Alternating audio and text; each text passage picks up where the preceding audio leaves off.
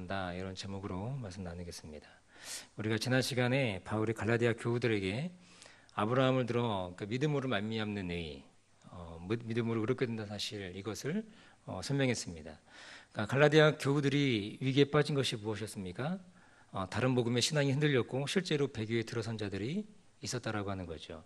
이러한 사실에 바울은 깊이 실망하며 저들을 다시 일깨우고 있는 것입니다. 이때 바울이 예를 들어 설명한 것이 무엇이었습니까? 그것이 바로 아브라함이었다라고 하는 것입니다. 바로 유대인들의 선조인 아브라함이었습니다. 그러니까 바울은 창세기 15장에 나오는 그 아브라함이 믿음으로 의롭다고 인정받았던 그 이야기, 창세기 15장에 나타나는 그 이야기를 꺼내요. 행위가 아닌, 율법의 소유가 아닌 믿음으로 말미암는, 믿음으로 인한 칭의, 믿음으로 의한 의, 이것을 말하고 있는 거죠. 그러니까 지난 시간에 말씀드렸듯이 유대인들에게 아브라함의 중요성은 말로 다 할 수 없는 거죠. 유대인들의 정체성의 기반이 바로 누구냐면 아브라함이기 때문이라고 하는 것입니다. 그리고 예수님이 비유에서도 알 수 있듯이 아브라함은 천국의 모형이었습니다. 그런 아브라함 또한 어떻게 했다는 것입니까? 율법의 행위가 아닌 믿음으로 말미암은 그것을 의로 보셨다라고 얘기하고 있는 거죠. 실제로 아브라함 때는 율법은 존재하지 않았지 않습니까? 오늘 본문이 얘기하는 것처럼 율법이 언제 주어진 거예요? 율법이 이스라엘에게 주어진 것은 바로 430년 전 그 모세 때였다라고 우리가 잘 알고 있는 것입니다. 오늘 바울은 율법에 관한 쉽지 않은 논의를 이어가고 있습니다. 당시 율법과 관련한 논쟁이 굉장히 뜨거운 감자였는데, 왜냐하면 당시에 유대인들은 물론 그 이방인들에게까지도, 이방인 그리스도인들에게까지도 모두 율법을 어떻게 생각했냐면 신성 불가침 이렇게 여겼기 때문인 건데, 그러니까 유대인들은 율법을 소유한 것을 하나님의 백성으로서의 자랑스러운 특권처럼 생각을 했습니다. 당시 유대교에서 율법을 인격적인 존재로 신격화시킨 그런 교리까지 있었다고 하는 거죠. 예를 들면 어떤 거냐면 율법을 어떻게 신격화시켰냐면, 율법은 천지가 창조되기 전에 이미 존재했다라고 하는 율법 선제설, 이런 것들이 있었고, 그리고 또 율법이 하나님의 창조 활동에 동역자로 참여했다는 창조 동참설, 말도 안 되는 이런 교리들이 그 당시에 있었다고 하는 것입니다. 참으로 황당한 교리들이죠. 그러니까 이 정도로 유대인들에게 율법이라는 무엇이냐, 굉장히 대단한 것. 그러니까 율법을 소유했다, 율법을 가지고 있다라고 하는 것이 그들에게는 굉장히 중요했다고 하는 것입니다. 그리고 그 율법을 소유한 자신들은 그 소유한 것만으로도 구원은 자동적이다, 이렇게 생각했던 것이죠. 그러니 이방인 그리스도인들에게 어떻게 하는 거예요? 계속적으로 율법을 요구하는 겁니다. 율법의 행위를 요구하고 있다라고 하는 거예요. 한마디로 무엇이냐면 너희들이 유대인이 되어야 된다, 이렇게 얘기하는 것입니다. 만일 이것이 지금까지 이어져 온 복음이었다면 우리 또한 구원받기 위해서는 무엇이 되어야 됩니까? 유대인이 되어야 된다는 것이죠.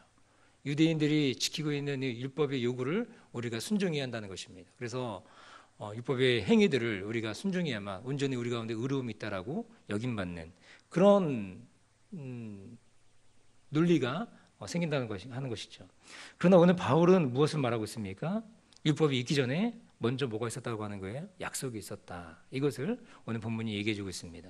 하나님께서 아브라함과 언약을 맺으셨는데 17절에 이렇게 말씀합니다. 보면 내가 이것을 말하노니 하나님이 미리 정하신 언약을 430년 후에 생긴 율법이 없이 하지 못하여 그 약속을 헛되게 하지 못하리라. 이렇게 말씀하고 있는 거죠. 이것은 무엇을 말하는 겁니까? 모세가 받은 율법이라고 하는 것은 아브라함이 하나님과 언약을 맺은 후 언제 지어진 거예요? 430년이 지난 후에 받은 거다. 이것은 한마디로 율법보다 뭐예요? 약속, 이 언약이 우선하는 것이다. 이거를 오늘 이 사도 바울이 그 유대인들에게, 그리고 유대주의자들에게, 거기 속고 있는 갈라디아 교우들에게 이것을 확실하게 얘기해주고 있다라고 하는 거죠. 그런데도 너희들은 어찌해서 이 약속을 따르지 않고 율법만 붙들고 있느냐? 아브라함, 너희들의 믿음의 선조인, 너희들의 조상인 그 아브라함이 어떻게 의롭게 되었는지를 너희가 알지 못하느냐, 이것을 얘기하고 있는 것입니다. 어떻게 하나님이 받은 그 약속, 그 언약을 무시하고 이 율법만 붙잡고 있느냐, 율법의 조문을 붙잡고 그렇게 어리석게 하고 있느냐, 그걸 얘기해주고 있다고 하는 것입니다. 그것은 진정한 복음이 아니다라고 얘기하고 있는 거죠. 그러면서 15절이 말씀하는 것이 무엇입니까? 사람과 사람 사이 약속도 정한 후에는 폐하거나 더하거나 하지 못하는 거 아니냐. 사람과 사람 사이에도 약속과 언약이 있으며 그것을 폐하거나 더하거나 하지 못하는 건데, 너희들은 어떻게 하나님과 맺은 그 언약, 너희 믿음의 조상이라고 한 아브라함이 맺은 언약, 그 약속을 그렇게 잊어버렸느냐라고 의아해하는 그런 모습입니다. 그러면 이런 질문이 자연스럽게 생길 것이죠. 그럼 율법이 뭐냐? 율법은 왜 주어진 거냐? 그렇게 물어볼 수 있을 것입니다. 율법의 역할이 무엇이냐? 도대체 하나님 율법을 주신 이유와 목적이 뭐냐? 이렇게 우리가 질문할 수 있겠죠. 하나님께서 율법을 주신 목적은 19절의 바울의 설명과 같이 이렇게 말합니다. 범법함 때문이다. 그렇게 얘기합니다. 이 표현이 좀 모호하죠. 일단은 이렇게 생각할 수 있을 것 같습니다. 그러니까 범죄가 자꾸 발생하니까 그것을 막기 위해서 율법을 주었다라고 생각할 수 있는 것이죠. 법이 범죄를 억제한다는 생각은 너무나 자연스러운 생각 아닙니까? 이러한 율법에 대한 유대인들의 생각은 어떤 걸 기본으로 깔고 있냐면, 전제하고 있냐면, 기본적으로 인간이 율법을 지킬 수 있을 것이라고 하는 그런 전제, 그 생각을 깔고 있다라고 하는 거예요. 인간이라고 하는 것은 율법을 완벽하게 지킬 수 있다. 그것을 얘기하고 있다라고 하는 거죠. 그런데 여러분 잘 생각해 보십시오. 율법을 완벽하게 지킬 수 있는 인간이 있습니까? 그럴 수 없습니다. 로마서에서는 바울이 이방인과 유대인 모두가 범죄자임을 너무나 밝게 선명하게 드러내고 있다고 하는 것이죠. 그리고 하는 말이 무엇이냐면 의인은 없나니 하나도 없다. 그렇게 얘기하고 있고, 그리고 또 모든 사람이 죄를 범했기 때문에 하나님의 영광에 이르지 못한다라고 성경은 분명하게 얘기하고 있다고 하는 것입니다. 그러니까 유대인들이 생각하는 것처럼 율법을 완벽히 지켜 의롭게 여길 수 있는 사람이 없다라고 하는 거예요. 실제로 여러분 아시겠지만 그들이 율법을 신실하게 잘 지켰으면 그들이 지금처럼 디아스포라로 흩어져가지고 나라가 멸망해서 그렇게 흩어진 삶을 살았겠습니까? 그런 삶을 살지 않았을 것입니다. 그래서 율법 아래 있는 자들이 뭐예요? 저주를 받은 사람이 되었다라고 하는 것입니다. 율법으로 의롭다 여길 수 없기 때문이라고 하는 거죠. 그런데 그 율법 아래, 그 저주받은 율법 아래 누가 오신 거예요? 바로 예수 그리스도가 오셨다라고 하는 거예요. 그리고 그 율법을 깨뜨리신 분, 율법이 저주 아래 예수 그리스도가 오셨고 그 율법을 깨뜨리신 분이 누구십니까? 바로 예수 그리스도라고 하는 거예요. 바로 우리 주 예수 그리스도, 그분이 율법의 저주를 깨뜨렸다라고 얘기하고 있습니다. 그래서 3장 13절 14절은 이렇게 선명하게 얘기하는 거죠. 그리스도께서 우리를 위하여 저주를 받은 바 되사 율법의 저주에서 우리를 속량하셨으니 기록된 바 나무에 달린 자마다 저주 아래 있는 자라였습니다. 이는 그리스도 예수 안에서 아브라함의 복이 이방인에게 미치게 하고 또 우리로 하여금 믿음으로 말미암아 성령의 약속을 받게 하려 함이라. 이 율법이라고 하는 것, 지킬 수 없는 그 율법 자체가 우리 가운데 범법함을 주고 있다라고 하는 거예요. 그래서 율법의 저주 아래에 있는 우리들을 속량하기 위해서 예수 그리스도께서 실제로 율법 아래 오신 거예요. 그리고 그 율법을 깨뜨려 버리신 것입니다. 그리고 우리 가운데 뭘 주신 거예요? 믿음으로 말미암는 의, 이것을 우리 가운데 주셨다라고 분명하게 얘기하고 있는 거죠. 그러니까 율법의 역할은 무엇입니까? 죄를 깨닫게 하는 역할입니다. 그래서 그 죄를 억제하는 역할인 거죠. 그런데 유대인들은 율법을 행함으로 그것을 지킴으로 의롭다라고 여기했던 것이죠. 그렇게 믿었던 것입니다. 그러나 다시금 말씀드리지만 율법을 온전히 행한 사람이 있습니까? 없지요. 그래서 율법을 소유하는 것과 율법을 지키는 것은 근본적으로 다른 것입니다. 유대인들은 율법을 소유했지만, 율법을 가지고 있었지만 그 율법을 지키지 못했다라고 하는 거예요. 아까도 말씀드렸듯이 유대인들이 율법을 지키지 못했는데 만약 그들이 율법을 온전히 다 지켰다면 그들은 멸망하지 않았을 것입니다. 그들이 심판받지 않았을 것입니다. 그리고 디아스포라로 이들이 흩어지지도 않았을 것입니다. 그들은 율법을 소유한 것만으로 구원을 생각했지만 하나님은 절대로 그렇게 생각하지 않으셨습니다. 그래서 19절은 이렇게 말씀하는 것입니다. 그런즉 율법은 무엇이냐? 범법함을 인하여 더한 것이라. 천사들로 말미암아 중보의 손을 빌어 베푸신 것인데 약속하신 자손이 오시기까지 있을 것이다. 그러니까 율법이 한시적 기능이 있는 거예요. 율법이 영원토록 있는 게 아니고 율법은 누가 오시기까지 있는 거예요? 율법은 약속하신 자손이 오시기까지만, 거기까지만이라고 하는 것입니다. 이것은 율법의 한시성을 말하는 거죠. 율법이 가진 시간의 제한이 있다는 것입니다. 언제까지입니까? 바로 예수 그리스도가 오시기 전까지. 그래서 바울은 25절에 이렇게 말씀하고 있는 것입니다. 뭐라고 말하느냐? 믿음이 온 후로는 우리가 몽학선생 아래 있지 않는다. 이렇게 얘기하고 있는 거예요. 율법이 몽학선생이라고 하는 것입니다. 몽학선생이라고 하는 것이 무엇이냐면 이게 헬라 문화권에서는 이게 가정교사입니다. 또는 뭐 경호원, 이걸 얘기하는 거거든요. 당시 가정교사는 주인이 어린 자녀들을 보호할 책임이 있는 거 아닙니까? 그래서 아이들이 학교에 오갈 때 동반해서 보호자 역할을 대신하는 것입니다. 그들의 보호할 책임이 있다고 하는 거예요. 물론 부모가 보기에는 보호지만 자녀들 입장에서는 무엇입니까?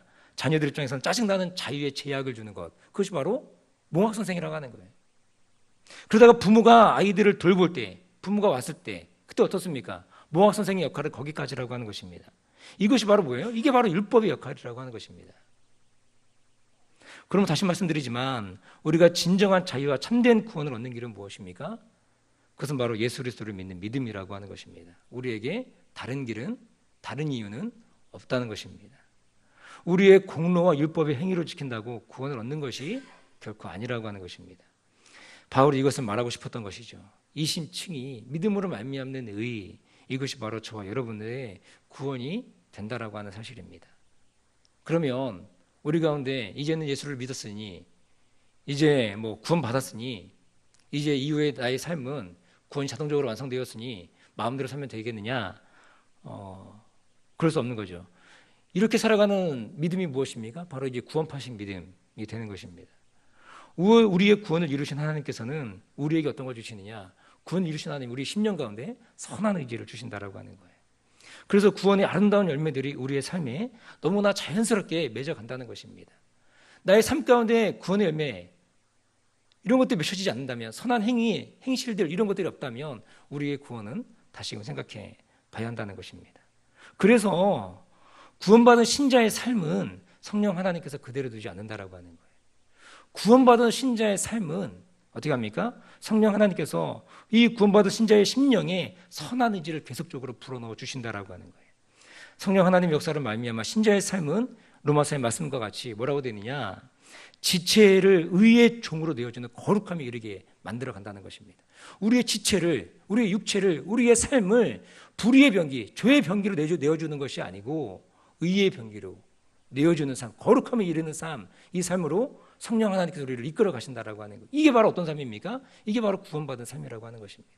이것이 바로 믿음으로 말미암은 칭의를 받은 믿음의 삶, 그 모습이 바로 이러한 모습이라고 한다는 것입니다. 그러므로 신자는 계속해서 어떻게 됩니까? 이 선한 의지를 우리가 사용해야 한다는 거예요. 그러기 위해서는 우리 가운데 은혜의 방편으로 주신 것이 있다고 하는 거예요. 이거 무엇입니까? 우리 가운데 은혜의 방편으로 주신 것, 말씀, 기도, 성례, 이걸 통해서 날마다 우리의 심령을 갈아엎는 거예요. 우리 가운데 주신 은혜의 방편, 하나님의 말씀, 기도, 성례를 통해서 우리의 심령을 날마다 갈아엎는 겁니다. 그렇게 주변에 날마다 나아가는 것입니다. 나의 삶에 효과적으로 하나님의 은혜가 작동하도록, 이 층위가 작동하도록 계속적으로 나의 심령을 날마다 갈아엎는 작업, 이것이 우리 가운데 필요하다라는 것입니다. 이게 진정한 구원에 이르는 믿음인 거지, 사도 바울이 이걸 얘기하고 있는 거예요. 그냥 믿음으로 말미암는 칭의, 나는 예수 그리스도를 믿으니까, 입술로 고백했으니까 끝났으니까 나는 구원이야, 구원 받았어, 이런 삶을 얘기하고 있는 것이 아니라고 하는 겁니다.